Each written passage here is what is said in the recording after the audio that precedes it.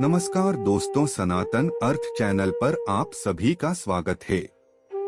अगर आप भी भगवान श्री कृष्णा के भक्त हैं, तो कमेंट में जय श्री कृष्णा जरूर लिखें। तो चलिए शुरू करते हैं आज की प्रस्तुति। दोस्तों, आज भी हम ऐसे समाज में जी रहे हैं जो आज भी पुरुष प्रधान है। आज भी जब लड़की का जन्म होता है तो अधिकतर घरों में मायूसी छा जाती है और मित्रों, यह और कुछ नहीं बल्कि हम मनुष्यों की अज्ञानता है। लड़की को बोझ समझते हैं, परंतु आपको जानकर हैरानी होगी, लड़की का जन्म हर किसी के घर में नहीं होता, बल्कि उसी के घर होता है जो भाग्यशाली होते हैं और अपने अपने पुण्य कर्म अर्जित किए होते हैं। और आज हम आपको यही बताने जा रहे हैं कि भगवान कैसे घरों को लड़की का जन्म देने के लिए चुनते हैं और वह कौन से पुण्य कर्म है जिसकी वजह से कोई भी इंसान बेटी का माँ या बाप बनता है। दोस्तों, भगवान श्री कृष्ण से अर्जुन पूछते हैं कि माधव, किन कर्मों के कारण किसी के घर पुत्री धन की प्राप्ति होती है, अर्थात कैसे घरों में बेटियों का जन्म होता है। तब श्री कृष्ण अर्जुन से कहते हैं, हे पार्थ, अगर किसी के घर बैठे ही भाग्य अच्छे होते हैं तो बिटिया सौभाग्य से, और जो भी स्त्री या पुरुष अपने पूर्व जन्म में पुण्य कार्य अर्जित किए होते हैं उन्हें ही एक बेटी के माता पिता होने का सौभाग्य प्राप्त होता है। बेटियों को जन्म के लिए उन्हीं घरों को चुना जाता है जो बेटियों का भार सहन कर सके, क्योंकि तीनों लोकों में स्त्री अर्थात बेटियां ही ऐसी होती है जिसका भार हर कोई सहन नहीं कर सकता। वह बेटियां ही होती हैं जो इस सृष्टि को निरंतर चलती है, मां होने के लिए अपना सर्वस्व निछावर कर देती हैं। हे अर्जुन, पर जिस दिन इस सृष्टि में बेटियों का जन्म लेना रुक जाएगा, उस दिन धीरे धीरे इस सृष्टि का अंत हो जाएगा। मित्रों, भगवान श्री कृष्ण के इन बातों पर गौर किया जाए तो उनका कहा बिल्कुल सही है, क्योंकि बेटियां अगर नहीं होंगी तो किसी का भी वंश आगे नहीं बढ़ सकता।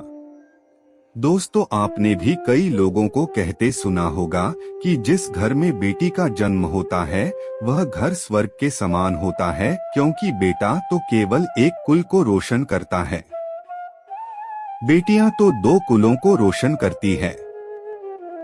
माता पिता के घर वो बेटी के रूप में अपने उत्तरदायित्व का निर्वहन करती हैं, तो ससुराल आकर एक बहू के रूप में सारे कर्तव्यों का पालन करती हैं। दोस्तों, आजकल आप सुनते ही हो, बेटियां बहू परिवार में किसी के मर जाने पर उसका पिंड दान नहीं कर सकते, लेकिन यह बिल्कुल भी सही नहीं है, क्योंकि रामायण में बताया गया है कि प्रभु श्री राम के पिता राजा दशरथ की मृत्यु हो गई तो माता सीता अर्थात राजा दशरथ की बहू नहीं उनका पिंडदान किया था, जिससे उन्हें जन्म मरण के चक्र से मुक्ति मिल गई थी।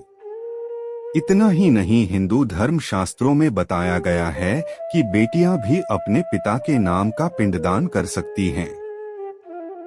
वही अगर ससुराल पक्ष में कोई पुरुष नहीं है तो इस स्थिति में बहू भी पिंडदान कर सकती है।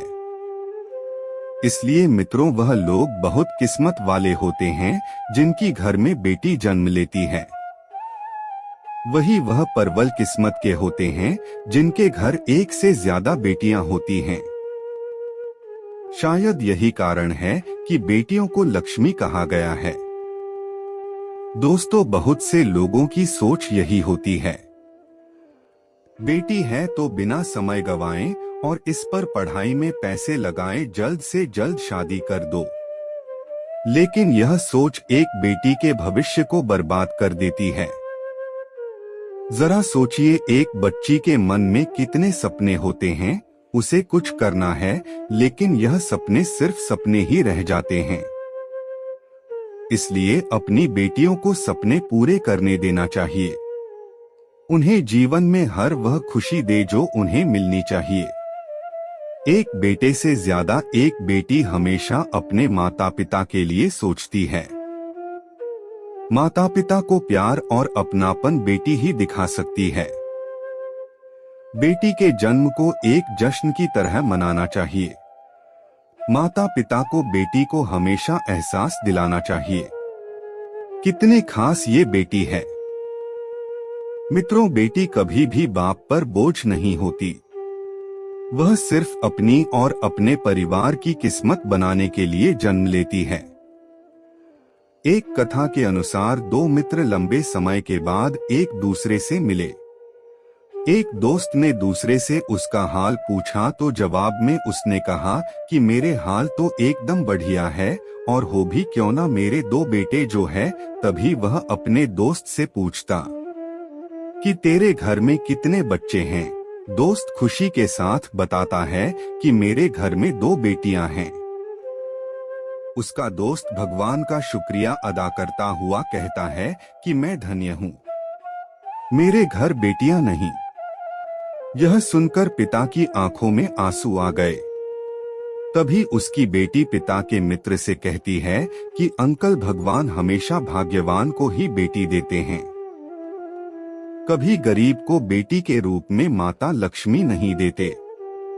भगवान उसी को पुत्री का सुख देते हैं जिसके अंदर पालने की सामर्थ्यता होती है, जो गरीब होकर भी अपनी बेटी को पाल सकता है। एक बार स्वामी विवेकानंद वैष्णो देवी की सीढ़ियां चल रहे थे। बगल से किसान अपनी बेटी को कंधे में बिठाए चढ़ाई चल रहा था। तभी स्वामी विवेकानंद ने कहा कि बाबा, आपकी बेटी का बोझा आपको लग रहा होगा, इसको मैं उठा लेता हूँ और माता वैष्णो के दरबार तक ले चलता हूँ। सबके सामने स्वामी विवेकानंद से कहा कि बेटी कभी भी बाप के कंधे पर बोझ नहीं होती। बेटियां अगर बाप के कंधे पर हों तो वह हर बोझ को हल्का कर देती है। मित्रों, बेटियां कभी भी धन की भूखी नहीं होती, जो सिर्फ मान और सम्मान की भूखी होती है। अब सोचने वाली बात है कि कौन सी कर्म के बाद आप किसी के घर लड़की के रूप में जन्म लेते हैं और उनके घर के लिए लक्ष्मी का रूप साबित होते हैं। गरुड़ पुराण में बताया गया है कि जब आत्मा को नया जन्म मिलता है तब आत्मा को शरीर के अनुसार व्यवहार में चलकर अपने कर्म करने होते हैं। शरीर के जरिए कर्म करके ही एक आत्मा अपने जन्म के उद्देश्य को सार्थक भी बना सकती है और निरर्थक भी, यदि कोई पुरुष महिलाओं का आचरण करता है, स्वभाव में महिलाओं वाली आदतें ले आता है या वही काम करना चाहता है तो एक महिला को करना चाहिए, तो ऐसे ही पुरुषों का आत्मा स्त्री का शरीर धारण करती है। वहीं गरुड़ पुराण में बताया गया है, यदि कोई व्यक्ति मृत्यु के अंतिम क्षण में किसी स्त्री को याद करते हुए प्राण त्यागता है तो वह अगले जन्म स्त्री के रूप में जन्म लेता है। वही अगर वह अंतिम क्षण में परमेश्वर का नाम लेता है तो वह मुक्ति के मार्ग पर अग्रसर हो जाता है। दोस्तों, आपको आज का वीडियो कैसा लगा हमें कमेंट करके जरूर बताएं। ऐसे ही ज्ञानवर्धक शास्त्र की बातें जानने के लिए हमारे चैनल को सब्सक्राइब करें और ऑल बेल आइकॉन को प्रेस करें ताकि चैनल पे अपलोड किया गया हर एक वीडियो सबसे पहले आप देख सके।